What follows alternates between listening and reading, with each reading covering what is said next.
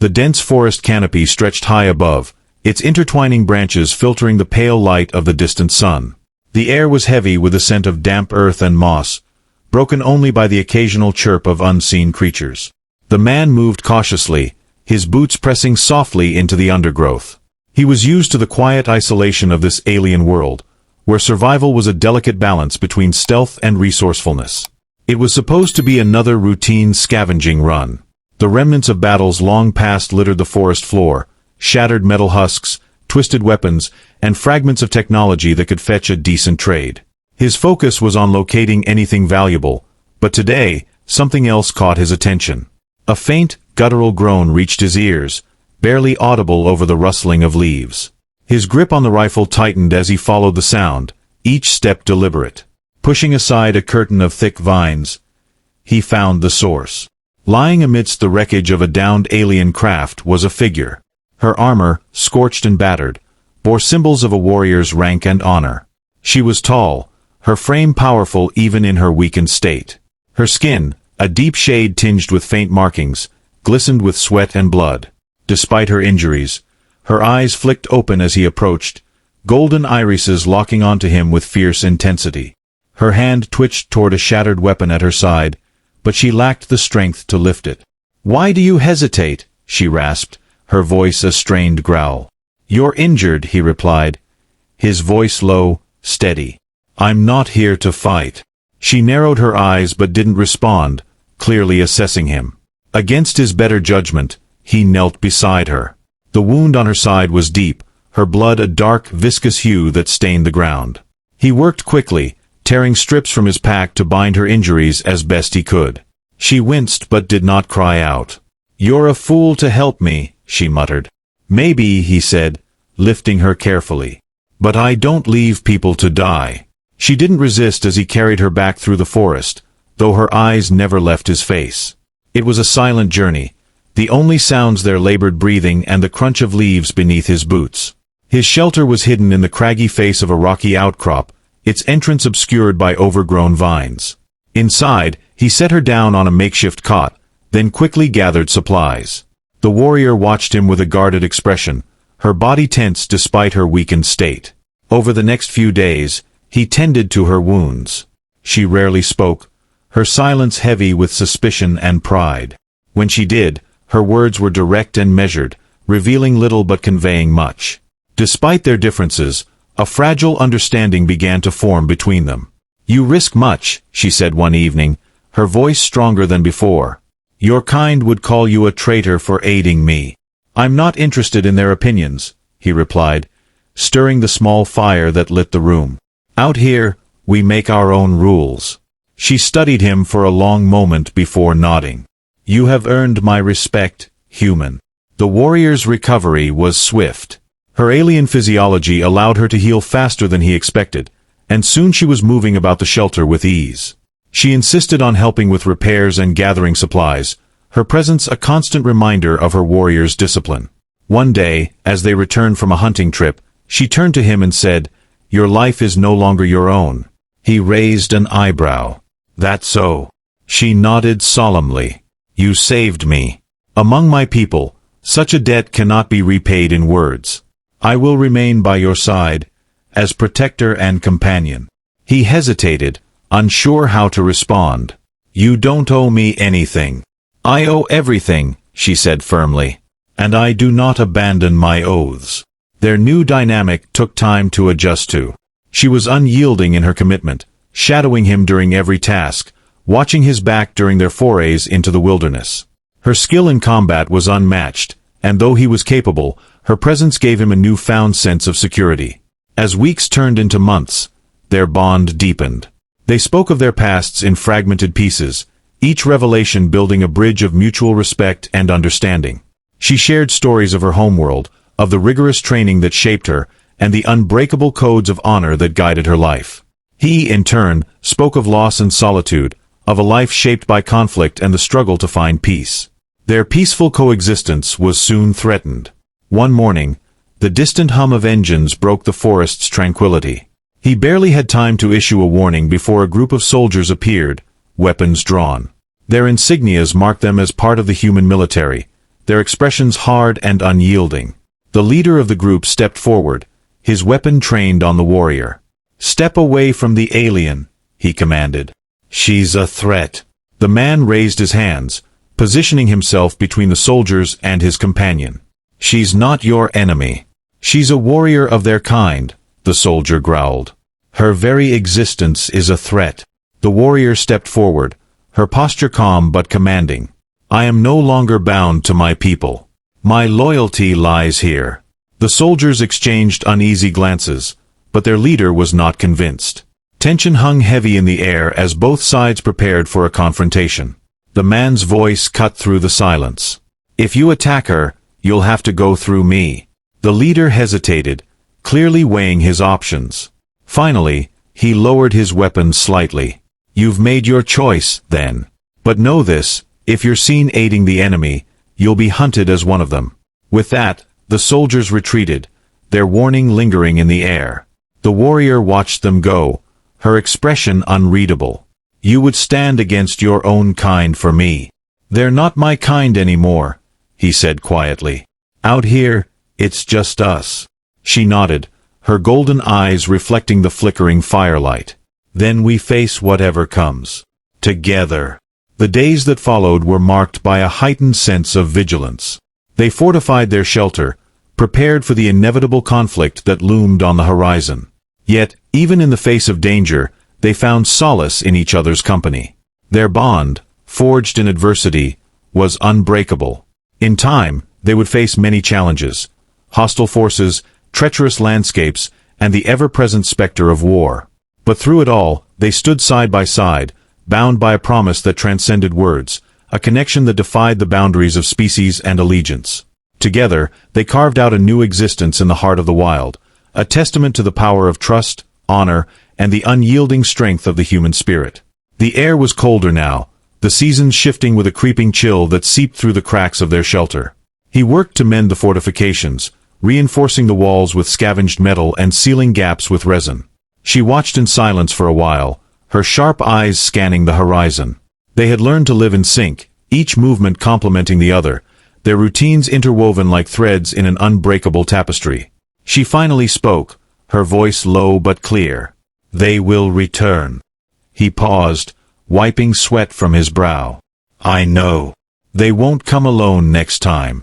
He nodded, tightening a bolt on a rusted metal plate. "Then we'll be ready." Her gaze lingered on him, unreadable as always, but there was something softer beneath the surface. "You do not fear death." He shrugged, setting the wrench aside. "I've lived long enough without purpose. Now I have one." Her head tilted slightly, her golden eyes glowing in the dim light. "Me." He met her gaze, unflinching. "You." There was a long silence between them, broken only by the crackling of the fire. She moved closer, her presence filling the small space with warmth. "I have never belonged outside of battle," she said, her tone unusually reflective. "My life was forged in war. But here with you I feel something more." He leaned against the wall, folding his arms. "We're both outcasts now. Maybe that's what makes this work." She stood before him, her height casting a long shadow across the floor. "Outcasts, yes. But together, we are stronger than I ever was alone." He didn't argue. There was no need. Words between them were becoming less necessary as the days passed. They spent the following weeks in a quiet rhythm, preparing for what they knew was inevitable. The soldiers would return, likely with greater numbers and deadlier intentions. She trained relentlessly, sharpening her broken blade and practicing drills with fluid precision. He worked on fortifying their defenses, creating traps from salvaged parts and old munitions. One morning, they awoke to the sound of distant engines, a low, ominous hum growing louder by the second. They exchanged a glance, the understanding immediate. It was time. She rose first, strapping on her armor, now patched with human ingenuity and alien resilience.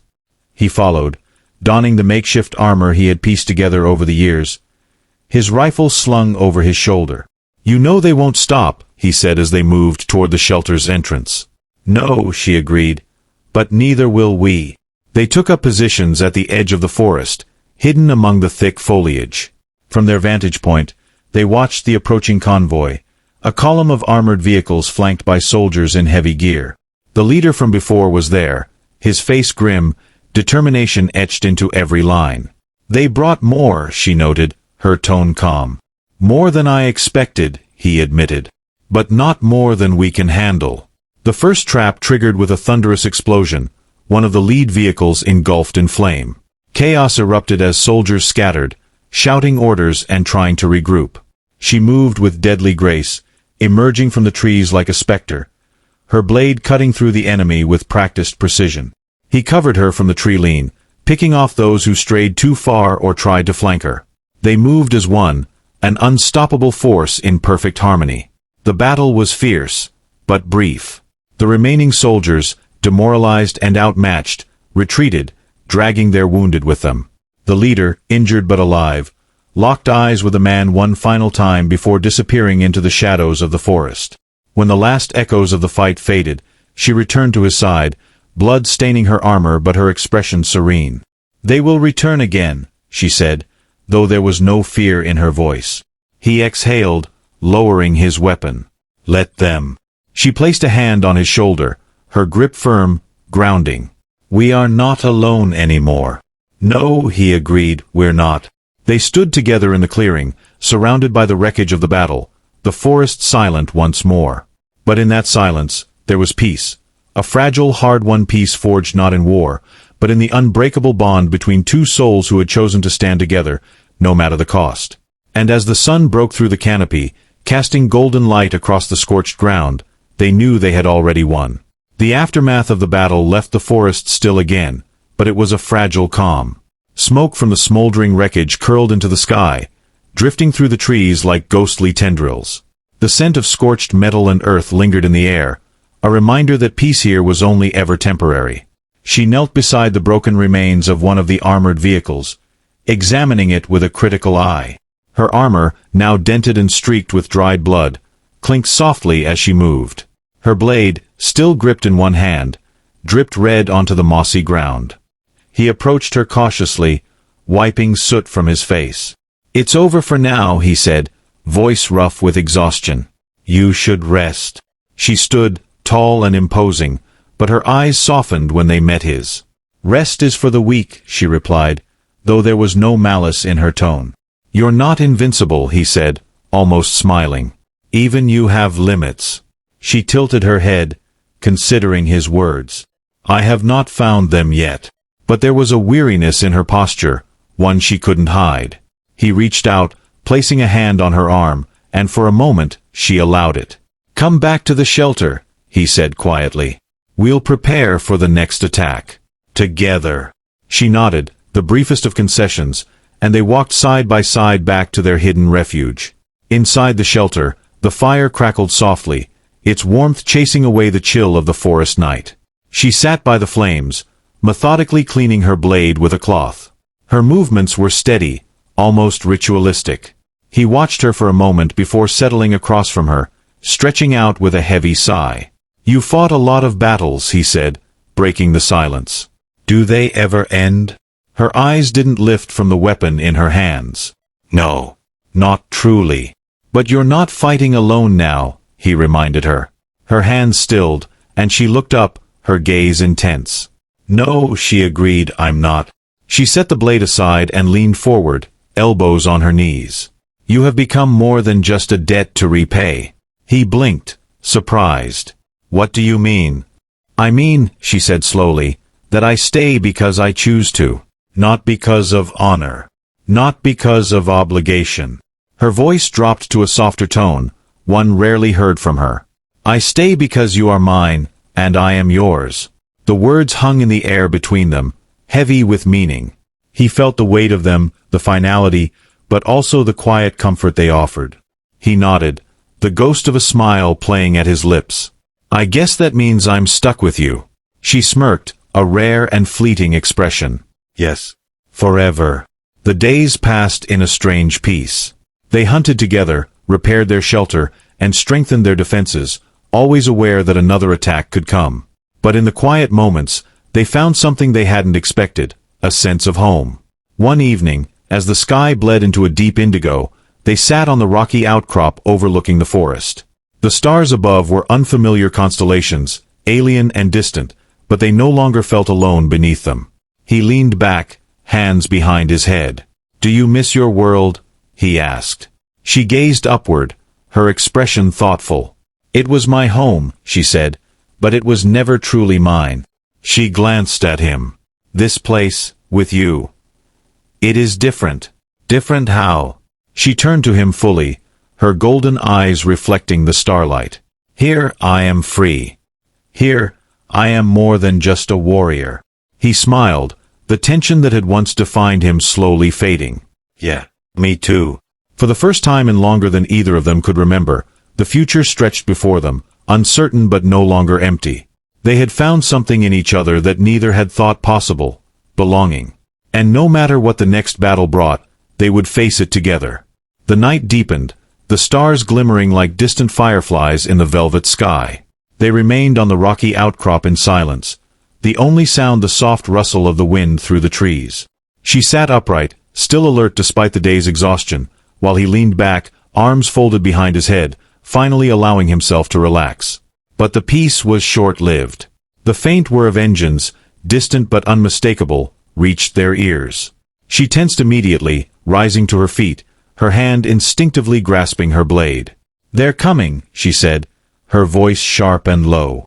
He sat up, already scanning the dark horizon. They didn't wait long. "They will bring everything this time," she warned, eyes narrowing. "This is their final attempt."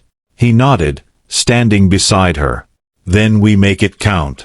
They descended from the outcrop swiftly, their movements synchronized without needing words. Back at the shelter, they prepared in silence. He checked the traps he had set around the perimeter, ensuring each one was primed and ready. She sharpened her blade until it gleamed like silver under the firelight, then donned her patched armor with the calm efficiency of a seasoned warrior. As they stood together by the entrance, he glanced at her. "We could still run." She turned to him, her expression fierce but tender. "No," she said firmly. "This is where we stand." He smiled, despite the tension in the air. "I knew you'd say that." They waited in the cold silence, the hum of approaching engines growing louder until the first beam of light pierced through the trees. The forest lit up in flashes of harsh white, and the familiar voice of the squad leader boomed through a loudspeaker. "Come out, human. This is your last chance. Surrender the alien, and you'll be spared." He exchanged a glance with her. "Sparing me seems unlikely." She lifted her blade, her voice steady and unwavering. "We do not surrender." He smirked. "I was hoping you'd say that." The battle erupted in a cacophony of sound. The first of the traps detonated, sending plumes of smoke and flame into the sky. Soldiers surged forward, armored and armed, but the forest itself seemed to fight back, each step they took triggering another explosive or hidden snare. She moved like a force of nature, her blade slicing through the enemy ranks with lethal precision. He covered her from the rear, picking off stragglers with expert shots, each one calculated, deliberate. Together, they formed a seamless unit, each protecting the other. The leader of the soldiers emerged through the smoke, face grim, determination etched into his features. He raised his weapon, but before he could fire, she was upon him. Their blades clashed, sparks flying as they battled in the clearing. He watched, knowing she could hold her own but ready to intervene if needed. She drove the leader back, her strikes relentless, and with a final powerful blow, she disarmed him, sending his weapon clattering to the ground. The leader staggered, breathless, and met her eyes. "Why?" he rasped. "Why protect him?" She lowered her blade slightly, just enough to make her words clear. "Because he is my home." The leader stared at her, disbelief and something like regret flickering across his face. He fell to his knees, the fight leaving him. The remaining soldiers, seeing their commander defeated, faltered, and then fled into the forest, leaving the battlefield silent once more. She turned to the man, breathing heavily but unbroken. He stepped forward, placing a hand on her shoulder. "It's over," he said, voice soft but certain. "For now," she replied, though there was no fear in her voice. They stood together amidst the wreckage, the scent of smoke and blood thick in the air. Yet, despite the destruction, there was a strange serenity between them. She turned to him, her golden eyes bright with something that went beyond victory. "We have won more than the battle," she said quietly. He nodded, his hand lingering on her shoulder. "We've won our future." Together, they walked back to the shelter, leaving the battlefield behind. The war would come again, but they had faced it once and would face it again, side by side, forever bound by the unbreakable bond they had forged. And beneath the alien stars, they were finally free. The days after the battle unfolded in quiet renewal. The wreckage lay scattered across the forest floor, but the danger had passed. The enemy would not return, not soon, and perhaps not ever. The man and the warrior rebuilt what had been damaged, but more than that, they built anew. She helped him gather the debris, salvaging anything useful from the remnants of the soldiers' equipment. Despite her strength and resilience, he could see the subtle ease in her posture, the way her shoulders seemed lighter. For once, the threat had receded, and with it, the constant weight of vigilance. One evening, as they sat beside the fire in their shelter, she set her blade down, not out of duty, but because she no longer needed it to feel safe. He noticed the gesture and smiled. "You're getting soft," he teased. She arched an eyebrow. "Soft?" Her voice held amusement. "I could still break you in two." He chuckled, shaking his head. "Maybe. But you don't need to prove it." There was a silence, warm and companionable, as they watched the flames flicker. The forest outside was peaceful, the night alive with the gentle hum of insects and the distant call of strange creatures. The harsh edge of survival had softened into something calmer. "You've changed," he said after a while, his voice thoughtful. She turned to him, her golden eyes glowing in the firelight. "How?" "You smile more," he said simply. "And not just after a victory." She considered this, tilting her head. "You have changed me," she admitted. "But it is not weakness. It is peace." He leaned back, staring up at the ceiling. "I didn't think I'd ever find that out here." She reached for his hand, her touch firm but gentle. "Neither did I." Time passed, and with it, the shadows of war faded into the background. They created a life together, not just of survival but of quiet joy. They hunted, explored the wilderness, and found beauty in the smallest things. The way the light filtered through the trees, the cool breeze that swept through the forest, the shared laughter at an unexpected moment. One morning, as the first light of dawn crept over the horizon, she stood at the edge of the rocky outcrop, watching the sky. He joined her, wrapping a cloak around his shoulders to ward off the chill. "I used to think my life would end on a battlefield," she said, her voice soft. He stood beside her, gazing at the horizon. "And now?" She turned to him, her expression unguarded and tender. "Now, I think it will end in peace." He smiled, reaching for her hand. "Not for a long time." She squeezed his hand, the strength of a warrior still present but tempered by something more profound. "No," she agreed, "not for a long time." Together, they stood in the dawn's light, the future stretching out before them. It wasn't without its uncertainties, but it was theirs, built on trust, honor, and the kind of love that transcended words. In the heart of an untamed world, two souls, once lost and broken, had found each other, and with it, they had found home.